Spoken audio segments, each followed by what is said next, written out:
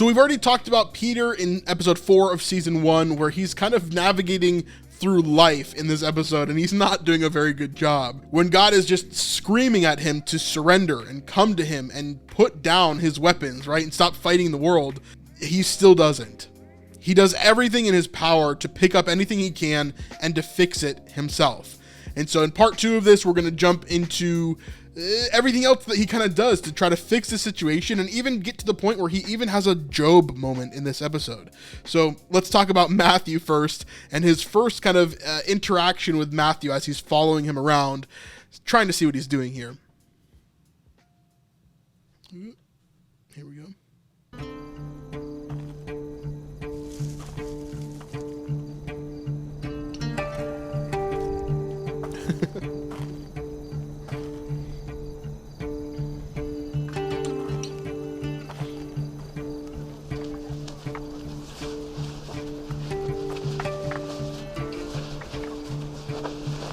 So really quickly, I'll explain what he's grabbing here. Culturally, obviously, in the area of the Sea of Galilee, there was a ton of different stuff kind of happening. But in Capernaum, Magdala, that surrounding area, a lot of the cities that are on the coast of the Sea of Galilee, the main kind of career, the main kind of thing that people did was obviously fishing. And so to explain kind of what he's grabbing here and what he's going through, let me pull up a map for you so we have an idea of what we're looking at here when it comes to Galilee. Sorry, let me see if I can grab the right one and put it right here and open it up. There we go.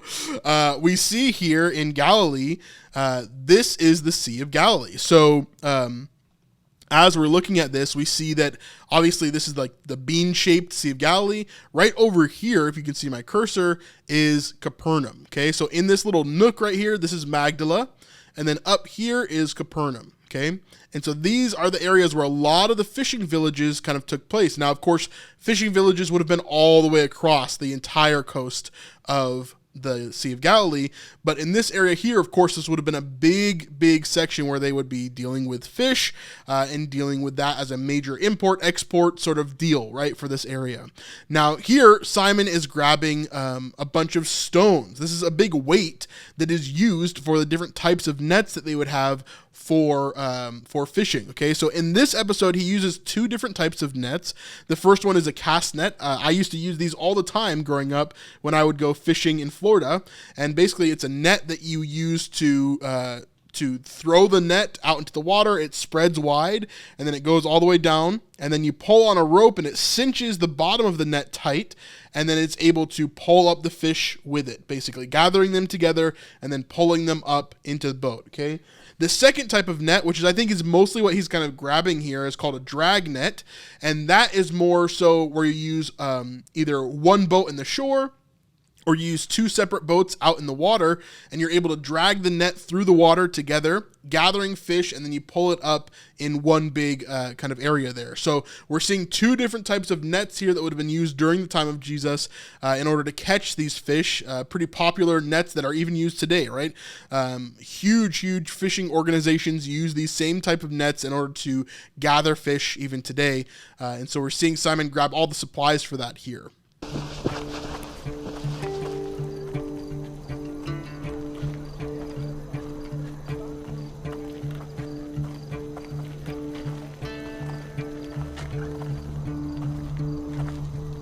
So you're following me now, huh? I love, by the way, just pointing this out, earlier in this episode, we see that Quintus actually gives Matthew this tablet.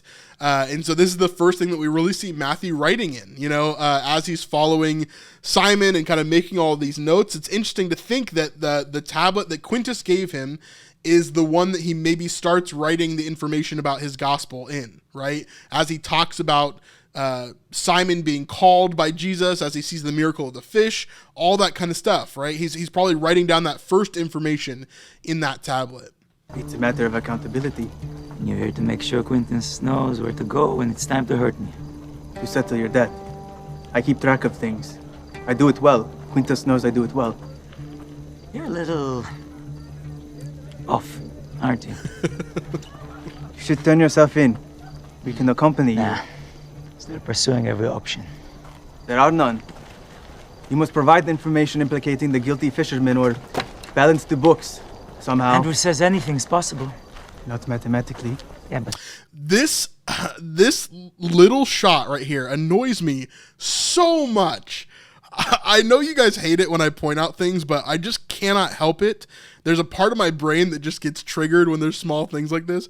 You can tell that they shot this moment here with Matthew, and then they use a warp stabilizer in post-processing and editing in order to try to fix the shot, but it just looks very strange with the shot like kind of warping and moving.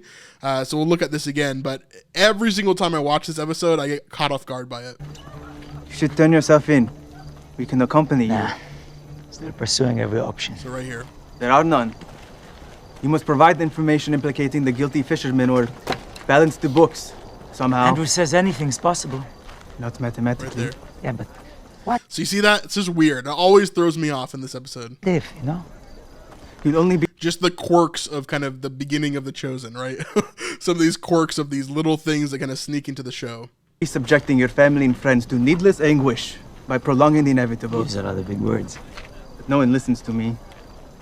Not like they do you. You have a singular talent. I was thinking about this today as I was preparing for this live stream. This line right here would be so good for a later portion of the series. I wonder if they're going to bring this line back with Matthew talking to Peter. He says, "Nobody listens to me, not like they do you. You have a singular talent." And then he kind of goes on and he talks about these different things that Peter is good at, right? It would have been so cool to see him either say this in season 4, episode 2, or later on in the series, whenever he's really pushing Peter to go and preach. Would be very, very, very cool to see that line exactly come back and then have that connection point. I just think it would be so good. That's something at least. And I assume you are not headed to the authorities. Going fishing. Variables. I'll say too, a lot of people point this out whenever I go to this episode. This right here, this cart handle looking like a cross. I wonder if that was intentional or not. Throughout the entire scene, it's kind of there in the corner of the shot, just a cross in the corner there. So I do wonder if that's intentional or not. People are always adding variables. Does it change anything to know you only have until sunup? Sun up. But Shabbat's not for 3 days. Quintus is convinced you've double-crossed him. He's coming.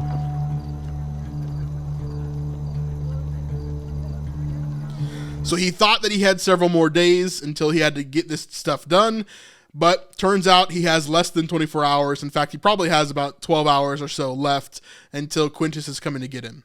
I'm still going fishing. Turn yourself in. You have no feasible plan. Just told you my plan. If I'm going down, it will be doing what God bid me to do. Tell your boss he can come get me off the water. So this is the last straw for Simon, right? Simon has gone through all of these hardships. All of these walls are coming in on him, right? The Romans are after him. He's not having a great relationship with Zebedee and James and John. His wife is super mad at him. His brother, he's not trusting him. Now this tax collector is coming at him and he's saying, you don't even have 24 hours. There's nothing that you can do. So this is God pushing Simon to be like, surrender, dude. Like, you need to come to me, right? But he still does not. And God, of course, knows that that's the fact, right? If this was a real story, if this was a biblical story, which, of course, none of this is until a little bit later on. If this were a biblical story, it would be because God knows that Simon is not going to give in. He's going to continually go and go and go until he's forced to understand that God is in control, right?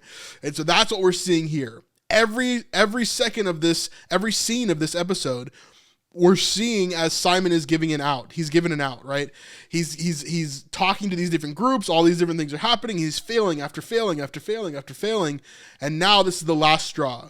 What are you going to do, Simon? It's not like you're going to catch enough fish in order to, get rid of all this stuff by morning. There's no way. It's impossible. So why would you even go fishing? Because it's the only thing he knows how to do. And it's the only control that he has left in his life. What is he going to do? Go back inside and argue with his wife? Oops. Pressed the wrong button there.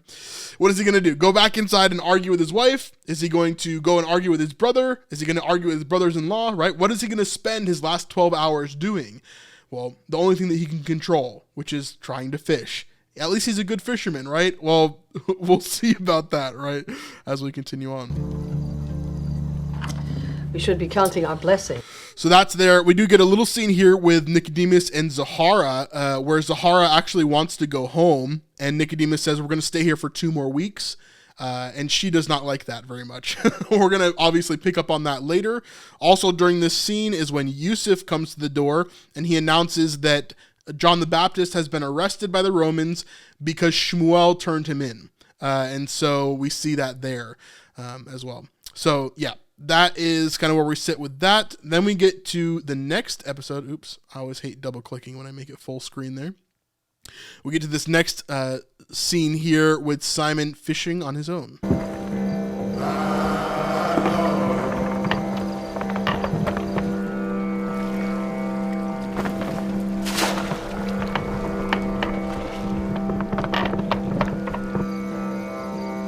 So we see Matthew, again, following Simon here. He's got his dog with him, and he's just writing in his tablet, seeing what Simon is doing.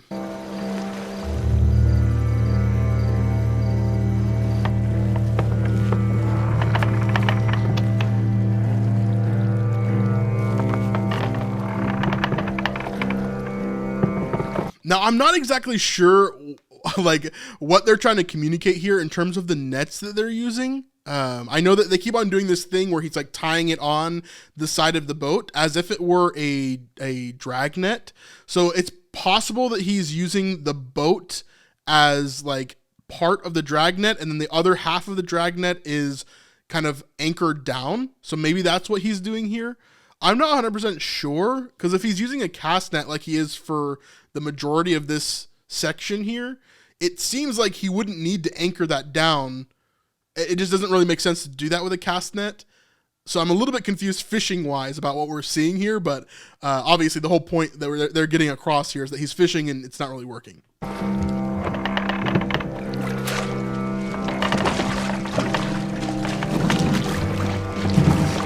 Someone in chat just said, no beard Matthew looks like Ben Shapiro's little brother. Thanks for that. Thanks for that.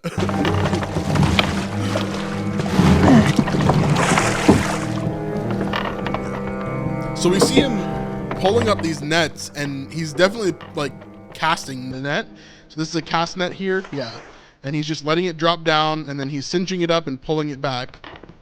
So I don't really know why he is tying it to the boat. I don't get that part.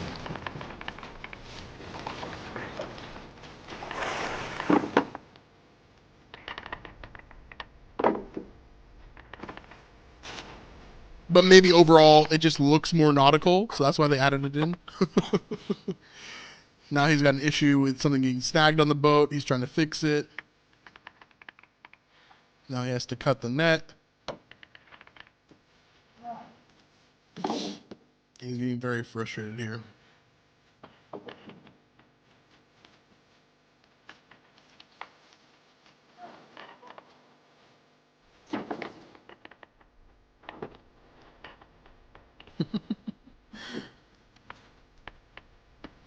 Alright, fast forwarding a little bit.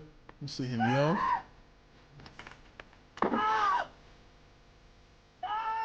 Oh, there's a line from Matthew. People bark sometimes too. People bark sometimes too. Cast after cast. I will make your descendants as many as the stars in the heavens. So this portion here, I really like this portion of the episode. This is what I call the Job moment for Simon here. Simon has gone through all of his possibilities. The last thing that he can control is if he can fish or not. So he goes to fish, but nothing is happening. So what does he do? Now he goes to God and he complains. He's not going to God to surrender. He's not going to God for help. He's just going to God to complain, like Job did in the book of Job. Job finally goes to God and he's like, "What you doing, man? What's happening?" And then God quickly comes back and kind of slaps him down a little bit. Who are you, oh man, right? In the book of Job, there's a lot of stuff that God says there where he's like, do you even understand how it rains? No, like, you're an idiot compared to me. Like, you have no knowledge, right? And so this is kind of Simon's Job moment here. Hey, real quick, if you're enjoying this video, a great free way to help is just to watch the rest of this video, all the way to the end of the video if you can, and then if you really like us, you can watch another video after that. This will tell the YouTube algorithm that you like our channel and that our channel is good enough to share with other people, and it would really, really help us out. But if you want to go above and beyond, you can go to snipesupport.com and pledge $5, $10, or $25 a month and really help us out on a consistent basis to put out more videos just like this. Anyway, let's get back to the video. And then what? Huh? Make the chosen as many as the stars. Only to let Egypt enslave us for generations.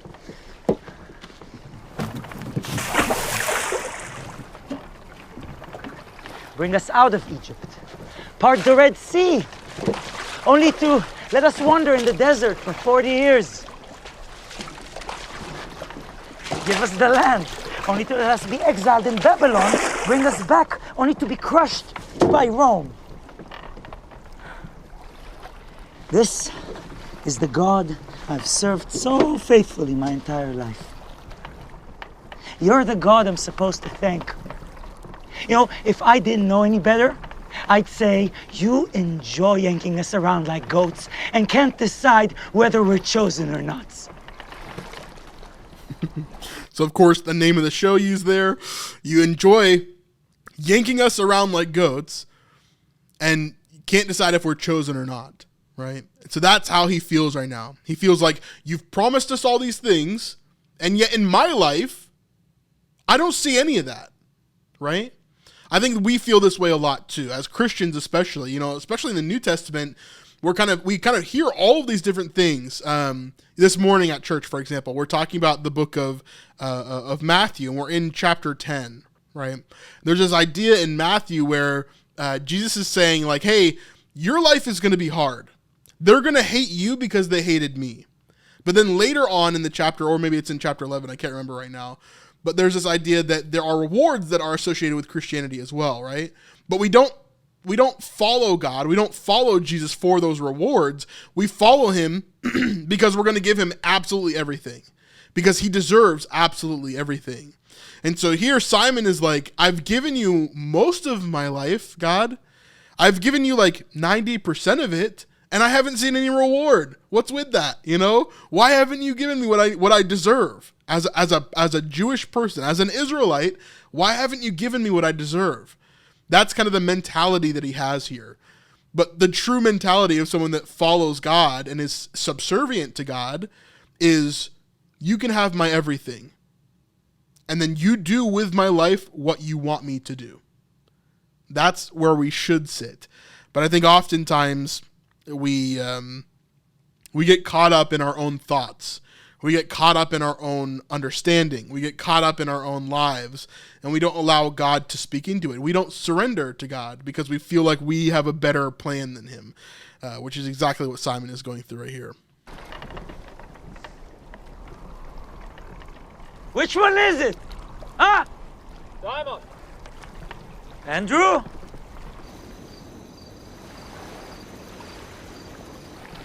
Who are you talking to? Apparently no one. You shouldn't joke like that, my friend. Yeah, your friends might think you've lost faith. James and John, I presume.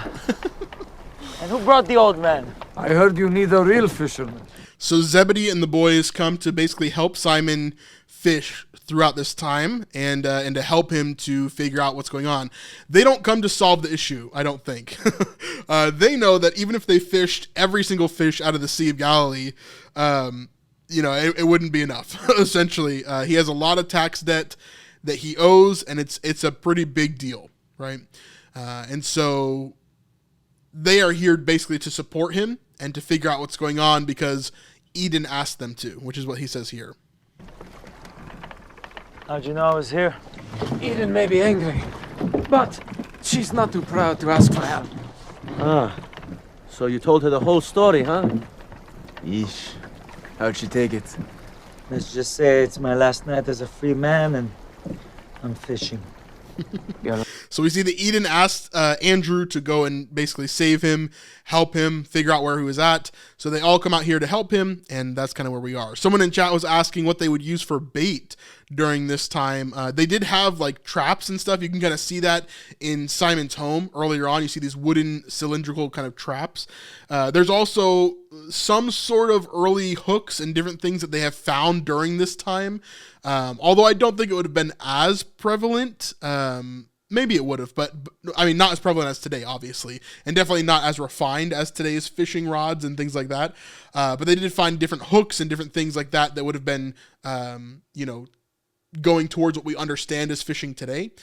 So not only would they use nets, but they'd also use different things like that. So if they were going to use bait with those things, they would most likely use some sort of bread or insects or even other parts of fish, right? So there's a lot of different things that they could have used during that time. Worms, obviously, things that would have naturally been around during that time in that era. So let's skip forward a little bit, get through this night where we see them all fishing, and we come into the morning where they believe they're about to get caught here.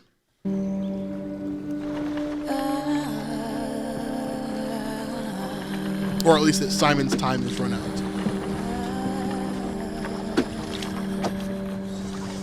Maybe John was right. You have a chance. Sneak into a merchant caravan and get away. I won't leave the land of our father. And they'll find me, I'm sure. Maybe the baptizer could make me a disguise out of an old camel's hide. Let's pull up.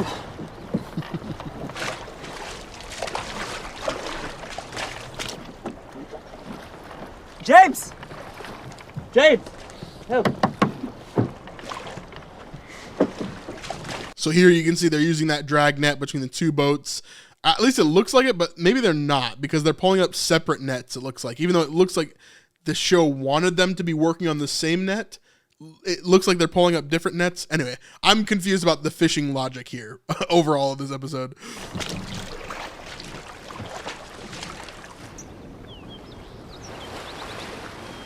There we go. Matthew sleeping in a very comfortable position on the rocks on the Sea of Galilee.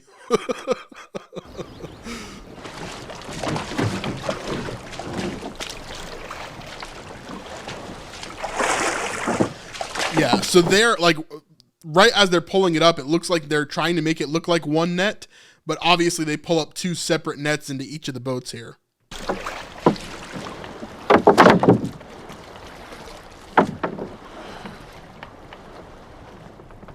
Zeb! Come around! Sometimes the sea, best soul of us. It's not your night.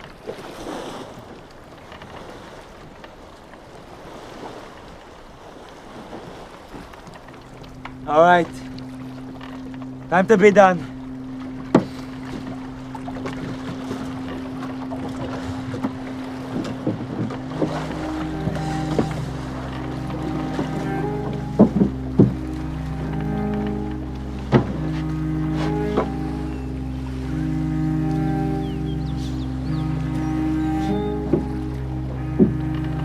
Boys!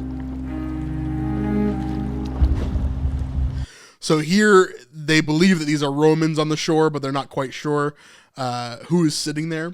Obviously, we can tell. Even from here, we can pretty much tell they're not Romans. But, of course, they're afraid. They're tired. They're probably delirious at this point, so that could make sense. We see them kind of going back into shore here to go back to the village. I will say the CGI here that they're using doesn't quite make sense for, like, Capernaum and stuff.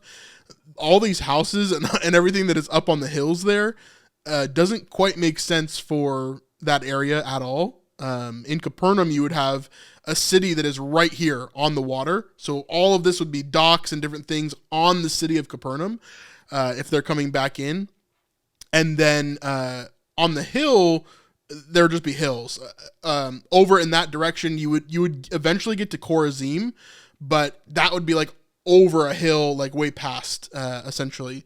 So geographically, there's no city there. Roman scum couldn't even wait.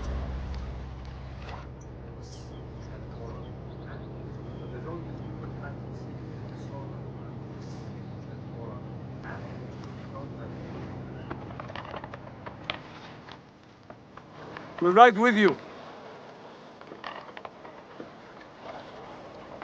Make sure Eden is safe. You hear me, Andrew? Hey! Those aren't soldiers.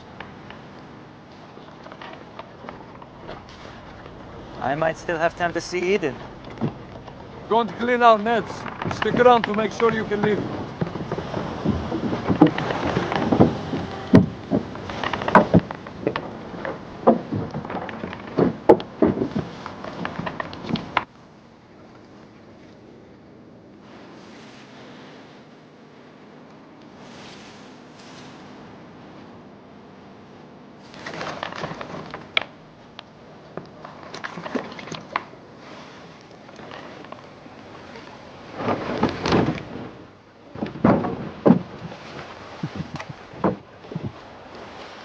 And here we go. This is Simon's first time meeting Jesus. It's him. Excuse me. That's him. Simon, that's him. No time for this, Andrew. It's him. Simon, it's the man. John said he's here right now. So again, it's been about 24 hours or maybe less since Andrew first met Jesus and first saw Jesus being baptized by John the Baptist. So this is the day after Jesus is baptized by John the Baptist, which again, biblically doesn't make any sense because we're going into the 40 days of being in the wilderness for Jesus. So he goes from the water to the wilderness into his ministry. Okay. And so that's basically how we see in the Bible how his time kind of goes. He starts his ministry as he's baptized. He spends his 40 days in the wilderness, fasting, obviously, throughout that time. He's approached by the devil and all that stuff happens there. Then he starts his ministry after that point.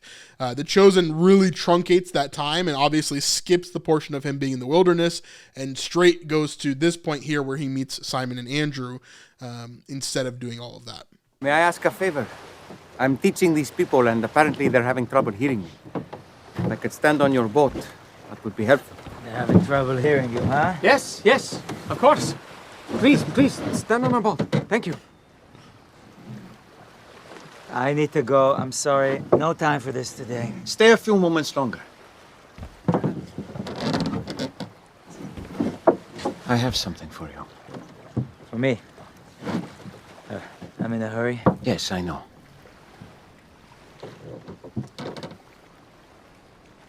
Just allow me a few moments. Please. Sam, trust me as I have trusted you. This man is the Messiah. So finally, Simon is getting to the point of there is nothing else that I could do, period. There's nothing else I could do. So fine, let's do this. It's good to see you again, Andrew. Yes.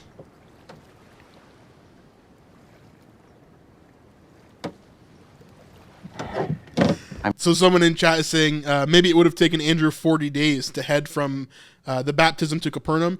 Sure, you could maybe say that. It wouldn't have taken that long, number one.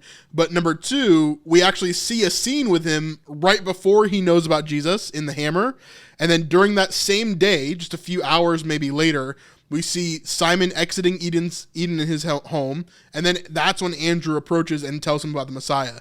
So he meets the Messiah or sees Jesus being baptized in between the hammer and Eden's home. So if we hadn't seen Andrew in one of those two places, then maybe we could say it took longer or shorter or whatever. But the timeline, as always in The Chosen, is a little bit wonky. And it's just not plausible. So, yeah. I'm Jesus. Thanks for this. Simon. In my last moments with you, I want to share another story. Can everyone hear me? Yes. Well, let's thank our friends for this strong boat, huh? Trust me. So we hear a couple of different things here that are interesting. So earlier, as Jesus is teaching on the shore, I believe he's teaching the parable of the sower. Before they even arrive, you see a little bit of it. I think it's in the subtitles if you have those on. But then now here he's going to teach a different parable. Now, if we go to the Bible, we can see a couple of different versions of this throughout the different Gospels. We're going to look at two of them today because there's some of them are quite similar. So this one is in Luke 5, which is the closest to what we're seeing in The Chosen. So this says Luke chapter 5 verse 1. On one occasion, while the crowd was pressing in on him to hear the word of God, he was standing by the lake of Gennesaret, which is the Sea of Galilee. It's another name for it. He saw two boats and by the lake, but the fishermen had gone out of them and were washing their nets. Getting into one of the boats, which was Simon's, he asked him to put out a little from the land. So go out, take your boat and push it out a little bit into the water. This would act something like an amphitheater. So imagine there's a bank on the side of the water. If you push out a little bit and you start to speak to everybody on the water is going to carry your voice into the people on land. It's the same thing that we see during the Sermon on the Mount. Most likely, Jesus was closer to the Sea of Galilee, and he was speaking upward, up the hill, to the people that were there at the sermon. So anyway, same thing we're seeing here. And he sat down and he taught the people from the boat. So that's exactly what we're seeing here. And then we'll kind of jump into the rest of it in just a second here. My yelling voice is not easy on the ears. Because I'm on this boat, my final parable should be about fishing, yes? Simon, please send me that net. I love how he's so annoyed to be here. Like, he has obviously no idea what's about to happen. When this net is thrown into the sea, what happens, Simon? Well, I mean most of the time. it gathers. A little louder. It gathers fish. Yes. This net gathers fish. All kinds of fish, yes? Yes. All kinds of fish. And the kingdom of heaven is like what happens next. After the net is full, Simon and the others draw it to the shore, sit down, and sort out the fish.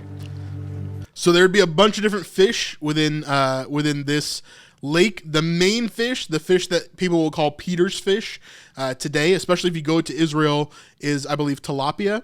And then you'd have other fish as well, like sardines and different stuff like that would all live in this Sea of Galilee. Of course, there's several different types of fish. The main fish, though, that's here is tilapia, from what I understand. The good fish go into the barrels, and the bad fish thrown away. So it will be at the end of the age. Angels will come and separate the evil from the righteous. So here as well, if you didn't catch it already, we see Mary, Thaddeus, and little James here in the audience, as well as a bunch of other people that are following Jesus or wanting to hear from him. So it's kind of the beginning of his ministry here, the very first kind of sermon that we see from him ever. And throw them into a fiery furnace. Do you understand? Therefore, every scribe who has been trained for the kingdom of heaven, like you all are now, is like the master of a house who brings forth his treasures, both new and old. You are to do the same with this knowledge.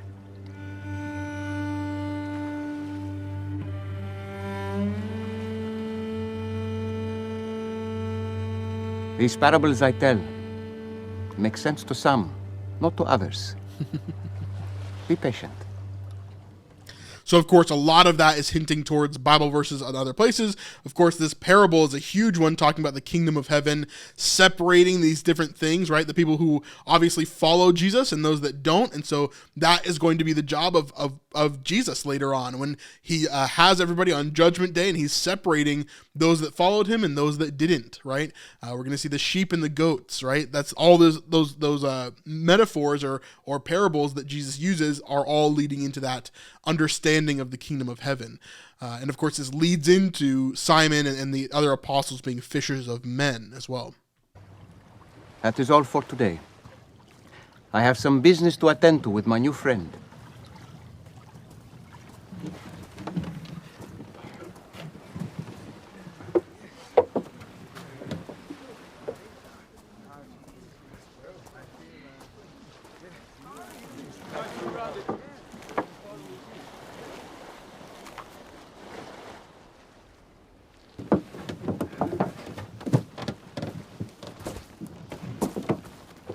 Put that down for a catch. A little farther out. I don't have a quarrel with you, teacher. But we've been doing this all night. Here's another logical quirk for me. Obviously, Jesus tells him in scripture to kind of put it down, and he tells him to go out a little bit deeper. So he says, put out into the deep and let your nets for a catch. So what he's saying there is go out deep into the water to where it's very, very deep, then put down your nets. But here, obviously in the Chosen, logistically, I get why they did it this way. They obviously went out like, a couple of feet into the water. And so they're catching all these fish right on the shore there, which is a little bit less logically, it doesn't make as much sense to me in my brain. However, obviously in scripture, it's a little bit different here. So I get logistically why they had to do it in the show, because obviously they can't film all these things out in the middle of the actual lake there. But let's read on what happens here. And Simon answered, Master, we toiled all night and took nothing, but at your word I will let down the nets. And when they had done this, they enclosed a large number of fish, and the nets were breaking. So let's see what happens here.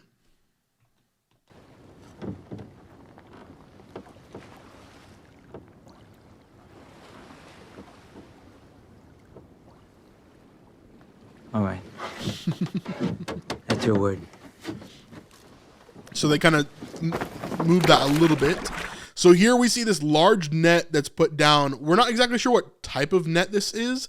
Although you can see also in this scene, by the way, those traps off to the side and some different things over there as well. But we see the net being put down, and it always like confused me how they were supposed to catch fish this way, because it seems impossible. So like if you see the net right now, the net is down in the water. Most of the net is still in the boat. And then the bobbers are holding up the net so that it can't catch anything. You see what I'm saying? Normally you would put a net down, especially this net is probably a drag net. So you're dragging it between two boats, or you're dragging it across the lake, right? And you're catching the fish. But here, logically to me, this again is another moment where I was like, wait, what is happening? Again, I love this scene, but these are the type of things that I always think about when I watch the show. Does it logically make sense? What is kind of happening here? And here's one of those moments where I was just kind of like, huh? Like, how did they even catch any fish, right? I know it's a miracle. Don't yell at me in the comments. I get it. I get that it's a miracle. But yeah, just logically, it just messes with me.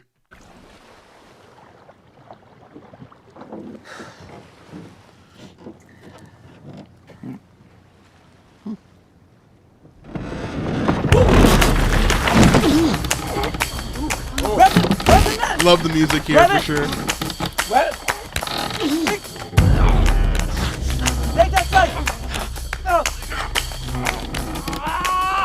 gonna turn it down a bit here as we just have the music coming through. I do love the music here.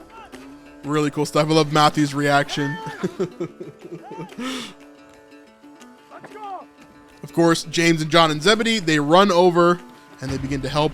This is one of the coolest scenes of season 1. I love the music. I love the whole interaction with Jesus here. I also love the CGI that they did here with the fish coming in. It was really, really good.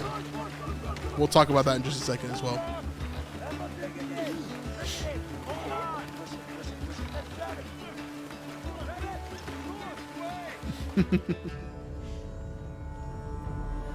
Here it is. And you can hear them saying things throughout this whole time, like, the nets are breaking, or there's different things happening here. The first time I watched this episode, I did not realize that the fish were fake. I assumed that some of them probably were, but I couldn't really tell. I think they did a really, really good job with the budget that they had in order to make these fish look very, very real. I thought they did a great job. But there's nothing in this net right now. If you haven't seen the behind the scenes of that back in season 1, in the net here is a big green bag. Okay, that's all that there is. So they can key out that big green bag and actually put in these fish that are here.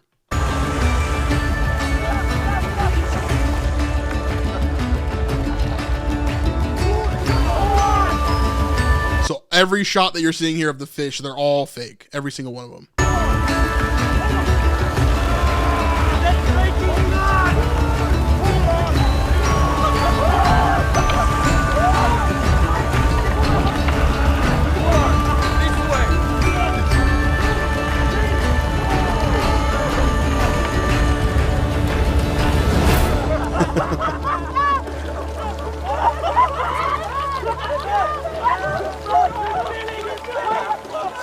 I told you.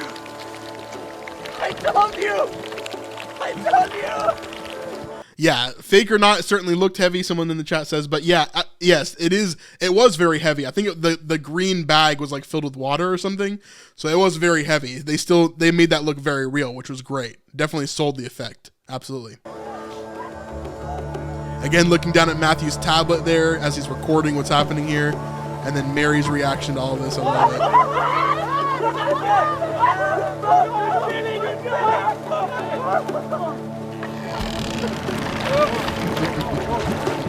The boat, it's guilty. So this is a part of the scriptures as well. If we jump back into those, we see that their nets started to break. Okay, so we hear them kind of shouting that in the background during this scene. They signaled to their partners in the other boat, which was James, John, and Zebedee, to come and help them. They came and filled both the boats so that they began sinking. So this is the one thing that's kind of different here. It's not just one boat that's filled up with fish. It's both of these boats, right? These long boats here are completely filled with fish so that they actually began to sink, and they had to like figure out how to deal with it. And then this is when Simon has his reaction to the whole situation.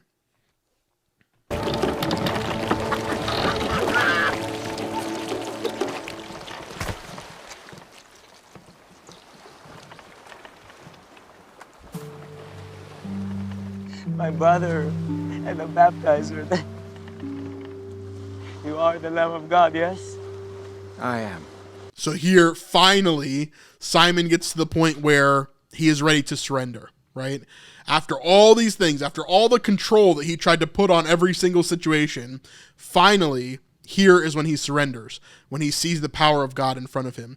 There's one thing that I read from a book that I went through once at church, and basically the understanding is when you experience God, you cannot help but be changed, right?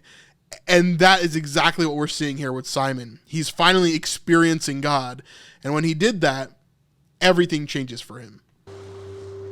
Depart from me. I am a sinful man. You don't know who I am and the things I've done. Don't be afraid, Simon. I'm sorry. We've waited for you for so long, we believe. But my faith, I'm sorry. Lift up your head, fisherman.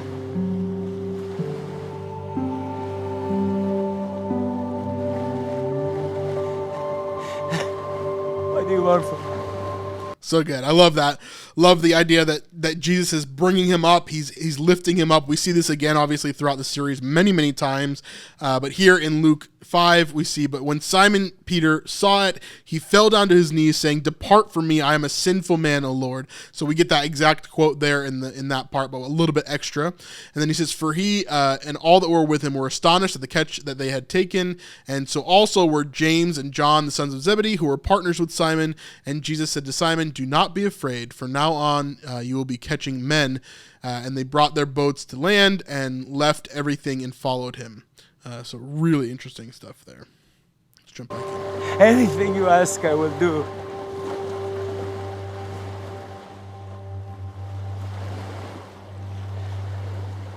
Follow me. This phrase here, "follow me," is not just as simple as we think about it in English. Follow me for the Jewish people during the time of Christ was a very important thing. What is he telling Simon here? He's not saying, "Hey, I want you to follow me because I just want you with me." He's not saying, "Hey, you're smart enough, come and follow me," right? You have to understand the context of this entire situation. For Simon here, and for Andrew and James and John, throughout all of this, right? They are the not good enoughs. So if they are doing a technical trade like fishing or being a carpenter, right, like Joseph was, or doing these technical trades throughout the town, right, that means that they were not good enough to continue on with their schooling and become a rabbi. So how it works in the Jewish system is that you would go to Torah school. Okay, it's kind of like your elementary school, and then past that you would go to Beit Midrash. So by the time that you're in your preteens to your early teens, you are basically having to make a choice, okay? Do I continue on this path of learning and godhood and go toward the highest level of a career, which is being a rabbi, right? Or eventually a priest, or you eventually become part of the Sanhedrin or whatever else, right? That's kind of one path. Or the other path is you leave your studies and you go and you follow the family trade. Now, the best of the best of the best would go and they would follow a rabbi, and they would be able to continue on that path toward becoming a religious leader. Okay? But those that chose to be in a technical trade, for whatever reason, they would no longer get to pursue that path anymore. And so Jesus coming along as the Messiah, as a rabbi, and talking to these people who were the not good enoughs, and telling them, follow me, it's not just a simple saying. It is a massive, massive deal. He's saying, you are good enough. I want you. Come and follow me. And this is where everything changes for the followers of Jesus, right? When he says, follow me, it's not just I want you to come and hang out with me, but he's saying, I want you to learn everything that I have to teach you. I am going to give you all of it. A phrase that was used a lot during the time of Jesus, and we say it a lot today, is to walk in the dust of your rabbi. Walk so close to him that you're covered in the dust that he kicks up when he walks through the roads. This means that everything that he does, you do. Everything that he eats, you eat. Everything that he says, you say. Which is what we're seeing in the future progression of the apostles as Jesus gathers them. Jesus is not just saying, follow me because I want you with me. He's saying, follow me so that I can make you into me. I can make you closer to who I am. And the thing is that he's not just saying that to Simon, but he's saying that to everybody. He's saying that to me. He's saying that to you. And you have to answer that question. Will you follow him or not? And that's where Simon is here. And he's approaching it in a proper way, saying that he is depraved. He is a sinner. He is not good enough in the eyes of the world, but Jesus replies to him and says, no, but you're good enough for me. So let's move forward in that. Just such a cool moment. So cool.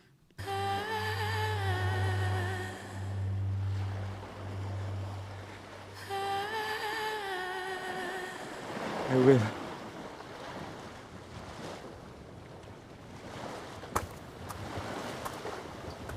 Rabbi. So there is the acknowledgement. He's not just calling him rabbi because that's his title. He's saying rabbi as if he's saying my rabbi.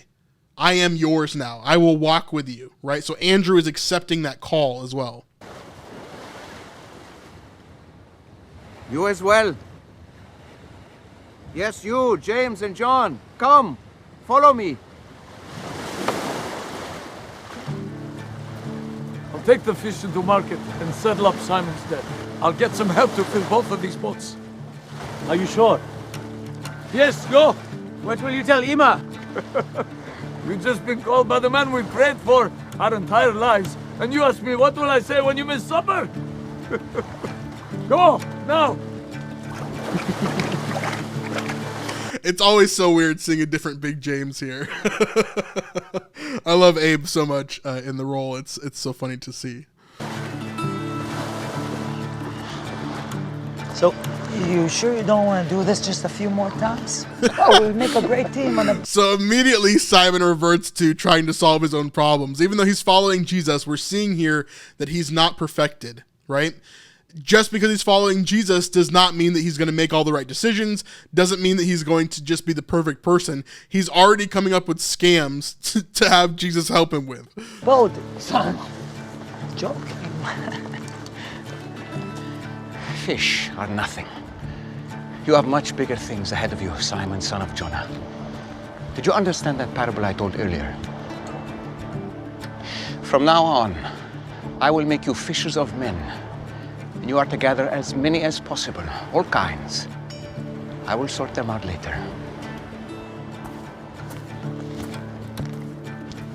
And that's, Rosie, the end of this episode. Episode 4, as finally Jesus gathers his first 6 apostles, and of course we'll move forward from there. But very, very cool episode. I love this. It feels like a mid-season finale. They weren't sure if this was going to be the end of the show or if they were going to be able to continue after this because of the budget, but luckily they were able to raise a ton of money, become the #1 crowdfunded show ever, and then continue on into seasons 2, 3, 4, 5, and beyond. And so that's where we are now. But man, such a cool episode. So many cool learning moments here. Yeah, awesome stuff. Let me know your thoughts in the comments down below, and we'll see you guys on the next one. Peace.